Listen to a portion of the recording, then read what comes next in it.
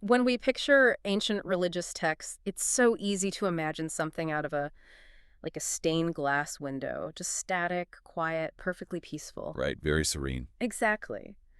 But today's deep dive into John chapter 7, using the Holman and NAA study Bibles, it completely shatters that illusion. We are dropping right into a really tense, chaotic political thriller. Oh, absolutely. It reads like an ancient spy novel in parts. It really does. And as we step into this high-stakes narrative together, I just want to welcome you listening right now, and I want to offer a divine blessing for your day and for your entire week ahead. May you find clarity and peace even when life feels as unpredictable as the ancient history we're about to explore. That's a wonderful way to start because, the situation here in the text is incredibly grim. Yeah, it really is. Jesus is officially a wanted man. Like, he is actively avoiding the entire region of Judea because the religious authorities are making concrete plans to kill him. Right, and that tension, that's the driving engine of this entire narrative.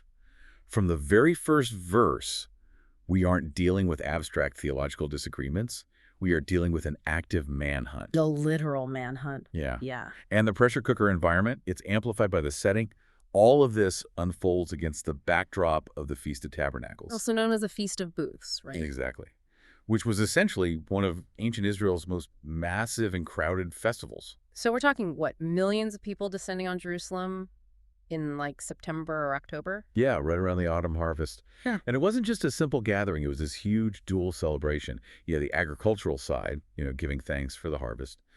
But you also had this intense, immersive, historical reenactment. Right. The sources detail how people would construct these temporary shelters, these little tents or booths made of leafy branches, and they'd actually live in them for a week. Imagine the logistics of that. It's wild. They were physically remembering God's faithfulness during their ancestors' 40 years of wandering in the desert.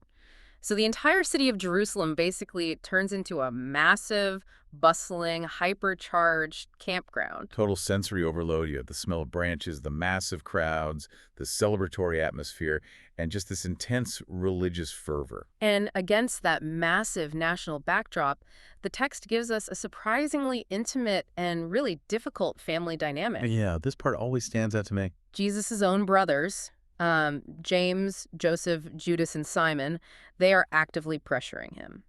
And the sources are clear that at this point, they do not believe in his divinity at all. They really don't. Hmm. And their skepticism is just such a relatable human detail. It's the ultimate hometown syndrome. If you shared a roof with someone, if they used to pass you the bread at the dinner table, it's almost impossible to view them as the Messiah. Right, you just see your older brother. Exactly. So his brothers look at his rising notoriety up in Galilee and basically tell him to go run a PR campaign in the capital. They tell him, leave here and go to Judea, that your disciples also may see the works you're doing. Basically go viral, right? Yeah. They want him to manifest himself to the world. They're treating his miracles like a circus act meant to build political capital. Which reveals a profound misunderstanding of his mission. They view his platform entirely through the lens of human ambition. If you have power, you leverage it for maximum visibility at the biggest event of the year. Makes logical sense from a purely human standpoint. Sure, it does. But Jesus' response introduces this massive philosophical divide. He tells them, my time has not yet come, but your time is always ready. And the study notes highlight a crucial distinction in the original Greek here, don't they? Yes, they do. Yeah. He doesn't use the word chronos, which is where we get chronological, meaning regular ticking clock time. Right. He uses the word kairos, which carries a much heavier theological weight. Okay. It's not just about what time it is on the clock. It's about the appointed season. It's the decisive epochal moment. Jesus is telling his family that his movements are entirely dictated by a divine schedule, not, societal pressure. And that distinction between chronos and kairos is just vital.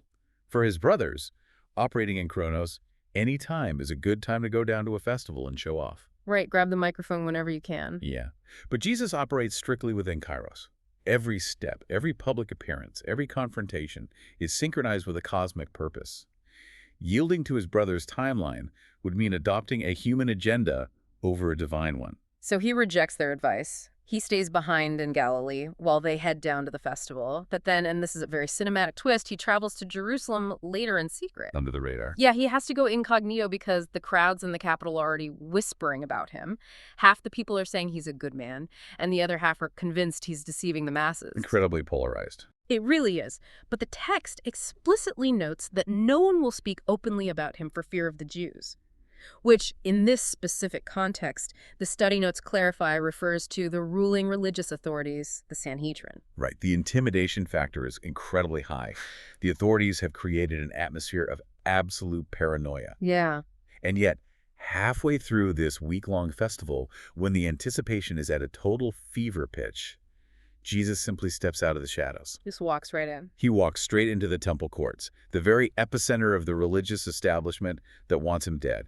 And he just begins to teach openly. The audacity of that move, I mean, it completely stuns the leaders. They hear him teaching and are baffled by his theological depth because they know he lacks formal rabbinic training. He hasn't sat under their approved scholars. He doesn't have the right credentials. Exactly. Jesus counters that his teaching comes directly from God, but then he aggressively shifts the conversation. He looks at the crowd and asks, "Why are you trying to kill me?" Talk about a conversation stopper.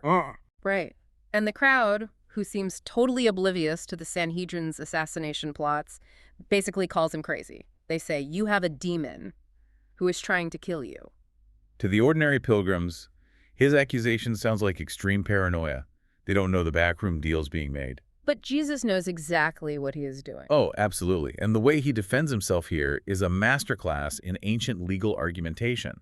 He doesn't just deny their accusation, he systematically dismantles their legal framework. And he does it by bringing up a very specific precedent, a callback, really. He references a miracle he performed months earlier, back in John chapter 5. The man at the pool of Bethesda. Right, where he healed a paralyzed man on the Sabbath. Now, why bring up an old argument now? Well, by bringing that up, he's addressing the root cause of the authorities' murderous intent. They believed he was a Sabbath breaker, which was a capital offense. Yes, and to expose their hypocrisy, Jesus leans into a classic rabbinic argument style known as minor to major. Minor to major. Okay, break that down for us.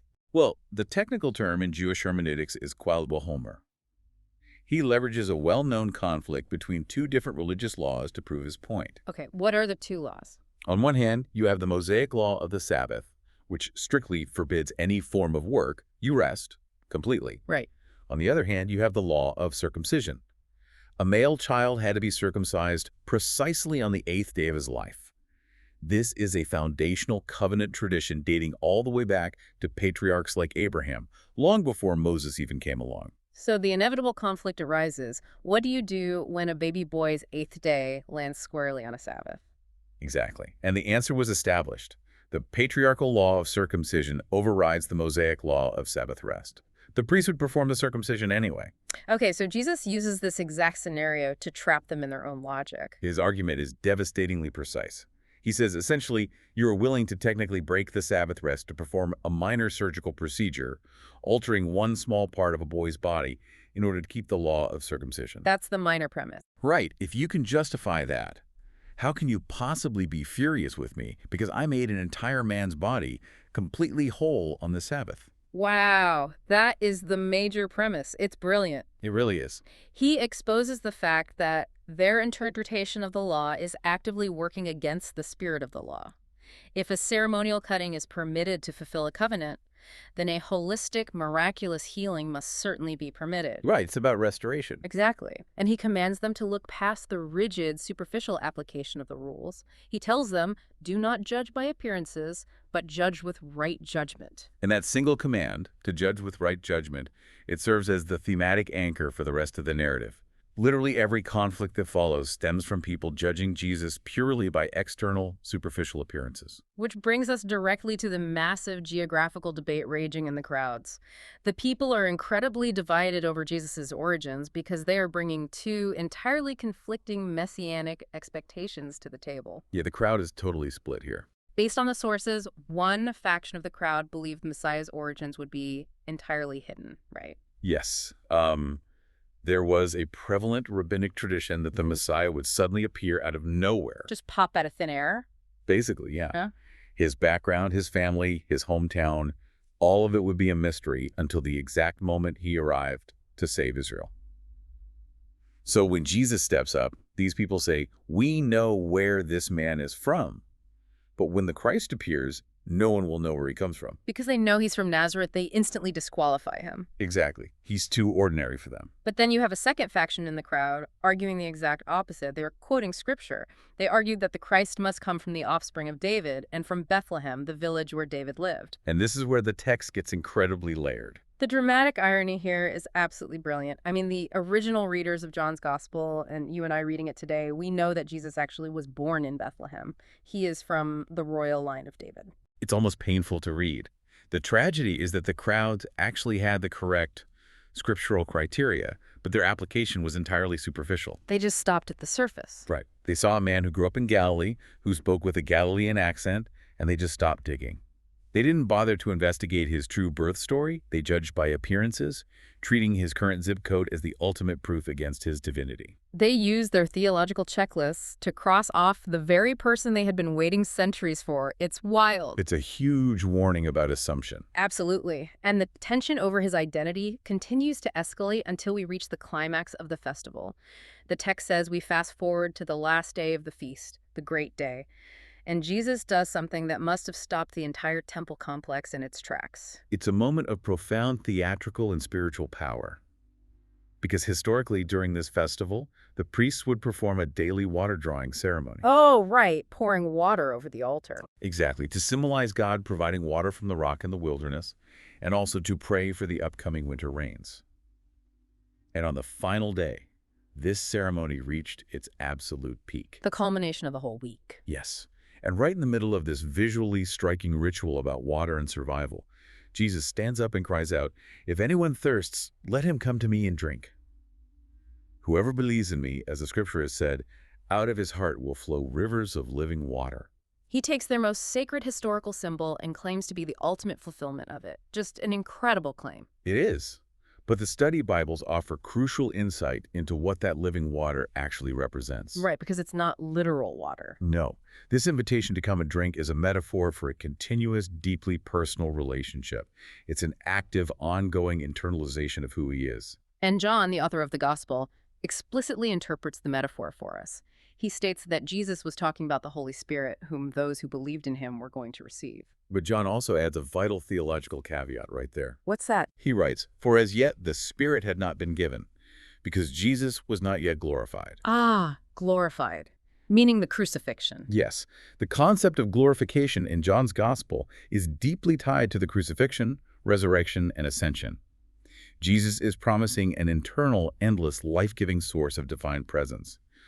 But that presence hinges entirely on his upcoming sacrifice. So he is shifting their entire paradigm from relying on external annual rituals to receiving an internal, permanent reality. Beautifully put, yes. And the sheer magnetism and authority of that promise, well, it finally forces the hand of the religious elites.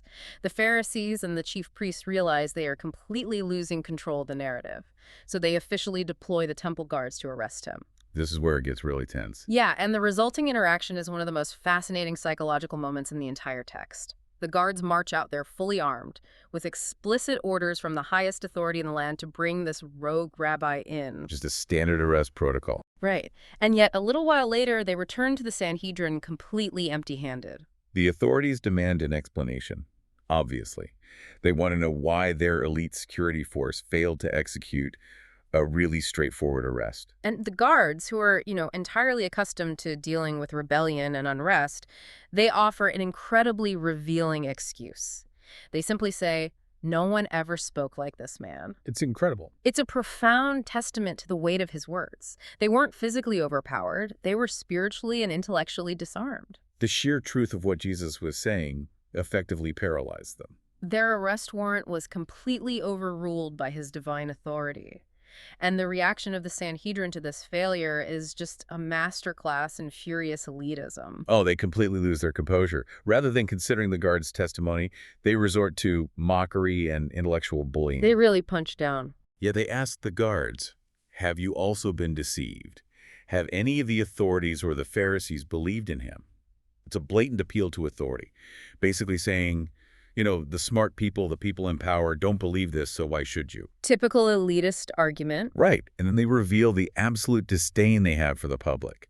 They say, but this crowd that does not know the law is accursed. The contempt in that statement is staggering. I mean, these are the shepherds of Israel, the men tasked with guiding the people, and they view the common pilgrim as ignorant and literally cursed. They assume their theological degrees and their political standing give them a total monopoly on the truth. But right at the height of their arrogance, a dissenting voice speaks up from within their own ranks. Nicodemus. Nicodemus is such a fascinating figure here. Remind us about him. He's the prominent Pharisee who sought Jesus out under the cover of night earlier in the Gospel. Remember chapter 3? Oh, right, the nighttime meeting. Yeah. Here, he steps into the light, so to speak. He doesn't openly declare Jesus as the Messiah, but he does demand basic legal due process. He challenges his colleagues, asking, does our law judge a man without first giving him a hearing and learning what he does? He is simply asking them to practice what they preach, to actually investigate the man before condemning him. Just standard legal procedure? But the mob mentality has completely taken over. They turn on Nicodemus instantly, and in their rage, they commit one of the most embarrassing historical blunders recorded in the text. Oh, this part is amazing. They snap at him and say, are you from Galilee too? Search and see that no prophet arises from Galilee. Which is just a devastating self-owned by the supposedly elite scholars of the law. Because it's factually wrong, right? Completely wrong. Their blinding prejudice against Galilee, which they viewed as this rural, culturally mixed backwater, literally causes them to forget their own scriptures. Yeah. If they had taken their own advice to, quote, search and see, they would have recalled that the prophet Jonah was from a town in Galilee.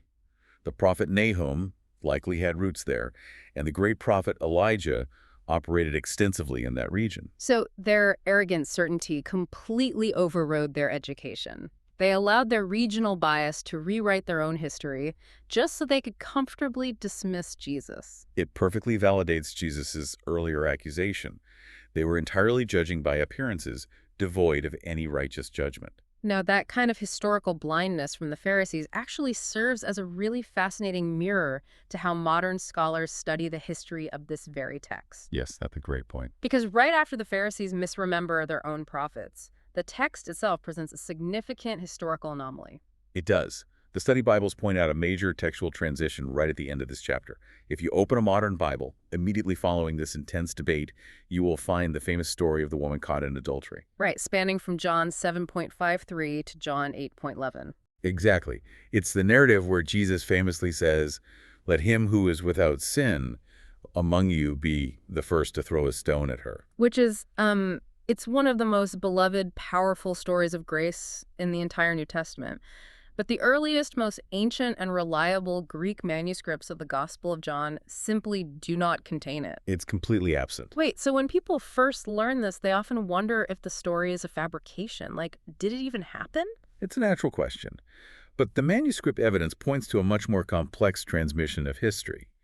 From a scholarly perspective, the vast majority of theologians and historians believe the event actually happened. Okay, so it's a true story? Yes. It bears all the authentic hallmarks of Jesus' character, his teaching style, and his handling of the law. However, stylistically and grammatically, the vocabulary of that specific passage interrupts the flow of John's narrative right here. Oh, I see. What likely happened is that this was a well-known, historically accurate oral tradition circulating in the early church. Centuries later, perhaps around the 4th century, scribes inserted it into this specific location in John's Gospel to preserve it. In fact, some ancient manuscript families actually placed the story in the Gospel of Luke instead. That is a brilliant example of textual criticism at work. Recognizing that the early church eventually moved this oral history into the main text doesn't diminish the truth of Jesus' grace. Rather, it highlights the rigorous, careful work scholars do to trace exactly how these ancient documents were transmitted to us over millennia. It shows a dedication to getting the history right. Something the Pharisees in this chapter completely failed to do. Exactly. And that failure brings us right back to the core lesson running through this entire narrative. This whole deep dive into John chapter 7 is a profound study in the danger of assumption. Absolutely. When you step back and look at the entire cast of characters, everyone missed the reality standing right in front of them because they were tethered to their own rigid expectations. Every single group. Yeah. You had Jesus's own brothers, who assumed that because they knew his childhood, his current work had to be a cynical PR stunt. You had the festival crowds, who assumed that because he currently lived in Galilee, he couldn't possibly be the prophesied Messiah from Bethlehem. And, most tragically, you had the highly educated religious elite. They assumed that because they held the institutional power and the academic credentials, their prejudices were inherently justified, even to the point of willfully forgetting their own scriptural history. Everyone, from his own family to the highest politicians in the land, judged him by the superficial wrapping.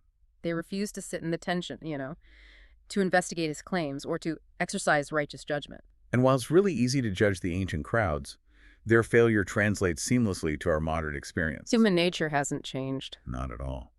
The tendency to dismiss what challenges us based on superficial criteria is just as strong today as it was in the first century. Which brings me to a final thought I want to leave you with today. We live in a world of infinite information, but it's often filtered through algorithms designed to feed us exactly what we already believe. We live in echo chambers of our own making. We really do. So how often do we, just like those divided crowds in ancient Jerusalem, let our own rigid expectations blind us to profound truths? When we encounter a person, a viewpoint, or a piece of evidence that challenges our carefully constructed framework, do we immediately dismiss it because it doesn't fit our preferred timeline or our geographical bias? It's a tough question to ask ourselves. It is.